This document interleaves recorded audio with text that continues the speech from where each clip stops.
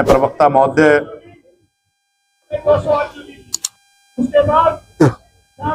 अपनी बात शुरू करने से पहले देश में जन्मे सभी संतों, गुरुओं, महापुरुषों को नमन करता हूं। मेरे सामने बैठे मेरे सभी सम्मानित साथी जो काफी लंबे समय से यहाँ पहुंचे हुए हैं, मेरे मंच पर आसीन भीम आर्मी आजाद समाज पार्टी के सभी नेतागण व वो सब सामाजिक लोग जो इस देश के अंदर मान सम्मान स्वाभिमान की परिभाषा को समझते हैं, वो सब लोग यहाँ इकट्ठा हुए। मैं सभी का दिल की गहराइयों से धन्यवाद करता हूँ। और मेरे पूरी दिल्ली प्रदेश के जो साथी यहाँ पे आए, सुबह 10 बजे से लोग मौजूद थे और अभी भी है, बहुत सारे साथी हैं। मैं सब उनका भी सभी साथियों का दिल की गहराइयों से धन्यवाद करता हूँ। मैं साथियों, जैसा कि आप सब लोगों को जानकारी है कि आज हम सब लोग जंतर मंतर क्यों इकट्ठा हुए। आज हम सब लोग जंतर मंतर इकट्ठा इसलिए हुए क्योंकि बहुजन समाज की एक बेटी के साथ अन्याय हुआ है, उसके हिजाब को खींचा गया है। आज ये हिजाब को खींचने वाले लोग ये वही है जो कल को हमारी बहन बेटियों के दुपट्टे को खींचने का काम करेंगे।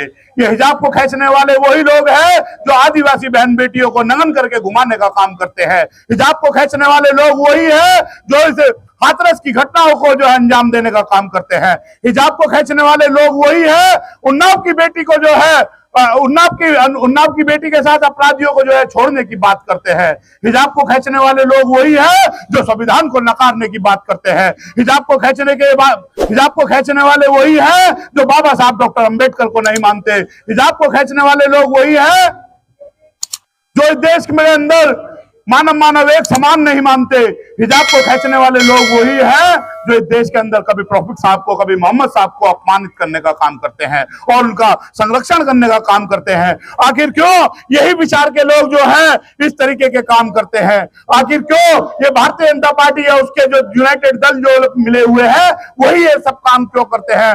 वो इसलिए करते हैं, वो इस देश के अंदर मनुस्मृति को खात्मा करके इस देश के अंदर संविधान का खात्मा करके पूर्ण तरह से मनुस्मृति को लागू करना चाहते हैं। जैसे मनुस्मृति के समय पे, जैसे जब से इस देश के अंदर संविधान नहीं था और जब इस देश के अंदर मनुस्मृति थी, मनुस्मृति के मानने वाले लोग महिलाओं को सिर्फ और सिर्फ बालकों को पैदा करने के लिए रखते थे।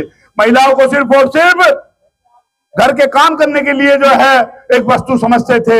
ये वही लोग हैं जो देश के अंदर जो है महिलाओं को अपमानित करने का काम करते हैं। और हम वो लोग हैं, वो बाबा साहब डॉक्टर अंबेडकर के वो मानने वाले वो लोग हैं जिन्होंने देश के अंदर हजारों लाखों करोड़ों बहन बेटियों को मान सम्मान स्वाभिमान से जिंदगी देने का काम किया।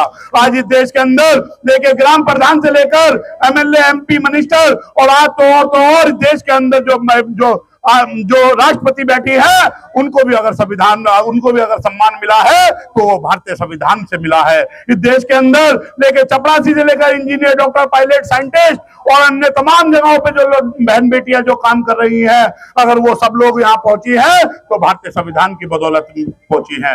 और ये लोग हैं जो खुलेआम बाबा साहब डॉक्टर अंबेडकर के संविधान को जलाना चाहते हैं। ये वही जंतर मंतर है, मैं भूला नहीं, ये वही जंतर मंतर है जहां पे 18 अप्रैल 2018 को खुलेआम जो है संविधान को जलाने की बात की गई। मगर वो भी याद रखो, 2 अप्रैल को आपने एक बात कही थी, 2 अप्रैल 2018 में आपने एक बात कही थी कि हम इस देश के अंदर संविधान के एक छोटे से आर्टिकल को बदलने की बात कही थी।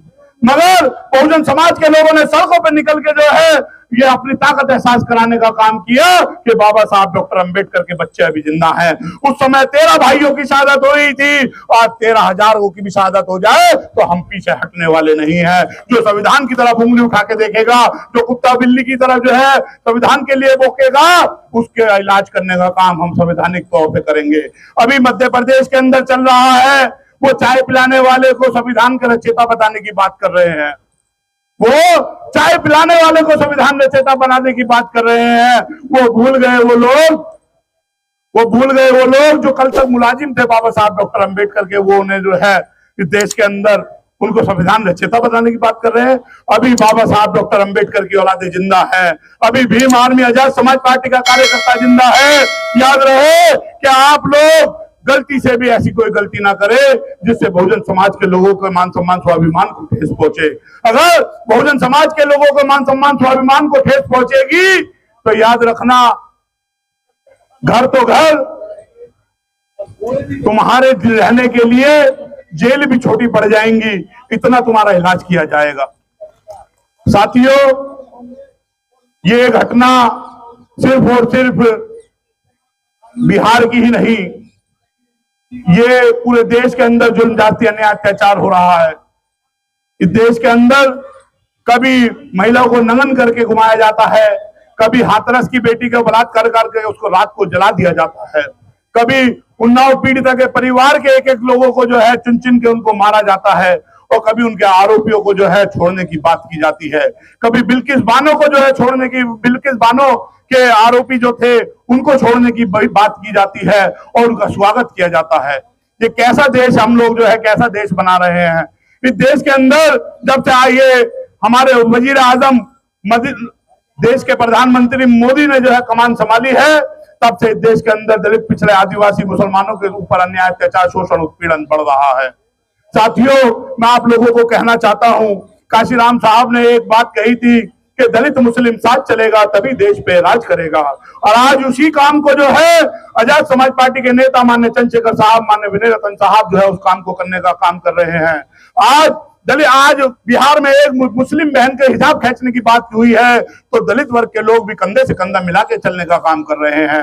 अगर हम सब लोग दलित मुस्लिम भाईचारा अगर हम लोग आपस में पैदा कर ले और एक दूसरे के साथ अन्याय, अत्याचार, जुल्म जाति को हम लोग अपना मान ले और उसके खिलाफ निकलने चालू कर देंगे तो जो दोषी हैं उनकी हिम्मत नहीं होगी हमारे साथ अन्याय, अत्याचार करने की। वो हमारी बहन बेटियों को तो दूर की बात, वो हमारे जानवरों तक को जो है निगाह उठा के नहीं देख सकते। साथियों, मैं आपसे कहना चाहता हूं कि बाबा साहब डॉक्टर अंबेडकर और माननीय साहब काशीराम के उस विचार, उस सपने को पूरा करने का समय आ गया है।